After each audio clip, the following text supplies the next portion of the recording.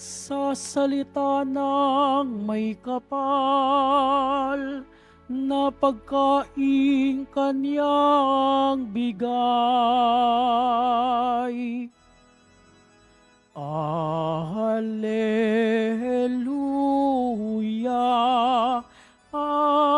Alleluia, Alleluia,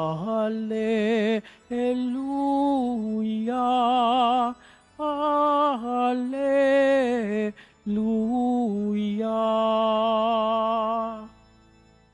Sumainyo ang Panginoon. At sumaiyo rin. Ang mabuting balita ng Panginoon ayon kay San Mateo. Papuri sa iyo, Panginoon. Noong panahong iyon, nang marinig ni Jesus ang pagkamatay ni Juan Bautista, siya'y sumakay sa isang bangka at nag-iisang pumunta sa isang ilang na lugar. Nang mabalitaan naman iyon ng mga tao, sila'y lumabas ng bayan at lakad na sumunod sa kanya. Paglunsad ni Jesus sa dalampasigan, nakita niya ang napakaraming tao yaon. Nahabag siya sa kanila at pinagaling niya ang mga may sakit na dala nila. Nang dapit hapon ay lumapit sa kanyang mga alagad, sinabi nila, "Ilang ang pook na ito at malapit nang lumubog ang araw. Papuntahin na po ninyo sa mga nayon ng mga tao upang makabili ng kanilang makakain." Hindi na sila kailangang umalis pa, sabi ni Jesus. "Kayong magbibigay sa kanila ng makakain." Sumagot sila, "5 po ang tinapay at 2 ang isda natin. Dalhin ninyo rito," sabi niya. Pinaupo niya sa damuhan ng mga tao, kinuha ang 5 tinapay at 2 isda. Tumingala siya sa langit at nagpasalamat sa Diyos. Pinagpira-piraso niya ang mga tinapay at inutos sa mga alagad na ipamigay sa mga tao. Kumain silang lahat at nabusog. Tinipon ng mga alagad ang lumabis at sila'y nakapuno ng 12 bakol ng pira-pirasong tinapay. May 5,000 lalaki ang kumain, bukod pa sa mga babae at mga bata. Mga kapatid, ang mabuting balita ng Panginoon. Pinupuri ka namin, Panginoong Heso Kristo. Magsiupo po tayong lahat. Magandang tanghali po sa inyong lahat. Pakibati nga ang katabi ng magandang tanghali. Mga kapatid, kung kayo po ay dumadalo ng misa simula po nung nakaraang linggo, mapapansin po natin ng ating ebanghelyo ay kung paano po ginagampanan ni Jesus ang kanyang tungkulin. Kung paano niya ginagampanan ang misyon na ipinagkaloob ng kanyang ama sa kanya. At ano po yung tungkulin at misyon na ipinagkaloob kay Jesus? Pumunta sa iba't ibang nayon, ipahayag ang Diyos. At hindi lamang basta ipahayag ang Diyos sa pamagitan ng kanyang pagpapahayag. Bagkus si Jesus, nagpagaling ng mga may sakit, nagpalayas ng demonyo, gumawa ng iba't ibang milagro. Kaya nga sa ating ebanghelyong napakinggan sa araw na ito, mapapansin natin na si Jesus nakaranas din ng pagod.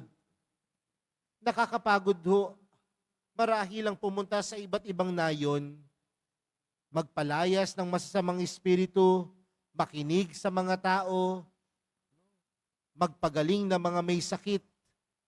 Pero merong isang bagay na mas nakakapagod pa. At yun ang mawalan ng minamahal sa buhay. Kaya nga doon sa simula ng ating ebanghelyo, si Jesus, nalaman niyang wala na ang kanyang pinsan na si Juan Bautista. Kaya marahil gusto ni Jesus makapag-isa. Gusto ni Jesus makapagpahinga.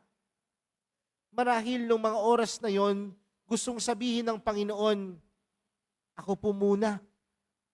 Ako muna ang mamamahinga. Hayaan muna ninyo akong makapag-isa.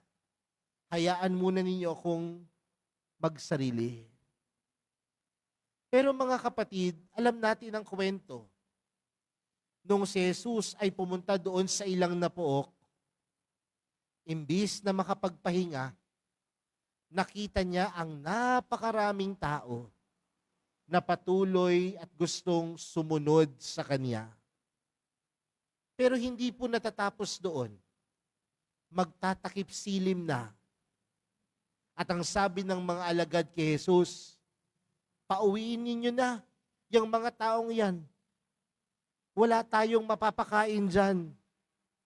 Meron lamang tayong 5 pirasong tinapay at 2 pirasong isda.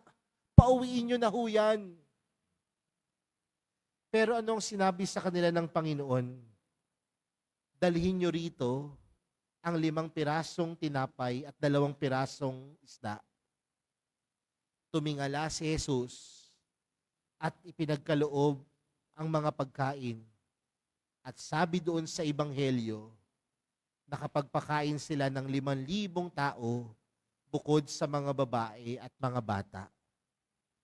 Pero hindi doon natatapos. Dahil nung pinagkatipon-tipon nila ang mga natira, may nakapuno sila ng 12 bakol ng pira-pirasong tinapay. At ano pong pinapahiwatig nito sa atin mga kapatid? Bilang mga tao, napapagod tayo. Si Jesus ay tao. Nagluluksa, napapagod, nanghihina. Pero ano ang hindi napapagod sa Diyos? Kailanman ang Diyos hindi mapapagod magpaka-Diyos. Kailanman si Jesus hindi mapapagod magpaka-Diyos. At ano po ba ang ibig sabihin ng pagpapaka-Diyos? Hindi napapagod ang habag ni Jesus. Hindi napapagod ang awa ni Jesus. At hindi napapagod ang pag-ibig ni Jesus. Kaya nga mga kapatid, sa kabila ng pinagdaraanan ng Panginoon, ano ang inuna niya? Hindi yung sarili niyang kapakanan, kundi ang kapakanan ng mas nakakarami. Hindi niya inuna yung sarili niyang lungkot. Inuna niya ang kaligayahan ng nakararami. Dahil ang Diyos na meron tayo, hindi mapapagod magmahal. Ang Diyos na meron tayo, hindi napapagod magkaloob sa atin ng awa. Ang Diyos na meron tayo, hindi mapapagod magpatawad. Kaya mga kapatid, sa araw na ito, yan ang patuloy nating ipagpasalamat sa Diyos. Marami tayong mga bagay na hindi naman talaga karapat-dapat, pero nakukuha natin. Nabibiyayaan tayo. Hindi dahil ito ay karapatan natin, bagkus ang mga bagay na meron tayo, dahil meron tayong Diyos na hindi napapagod magkaloob ng biyaya. Meron tayong Diyos na hindi napapagod magkaloob ng pagpapala. Kaya sa pagpapatuloy po ng ating banal na misa, patuloy tayong magpasalamat sa mahal na pong Jesus Nazareno. Salamat sa lahat ng kanyang biyaya. Salamat sa kanyang pagpapala. Salamat dahil madalas, hindi ang sarili niya ang kanyang inuuna, kundi ang kapakanan ng bawat isa. Amen.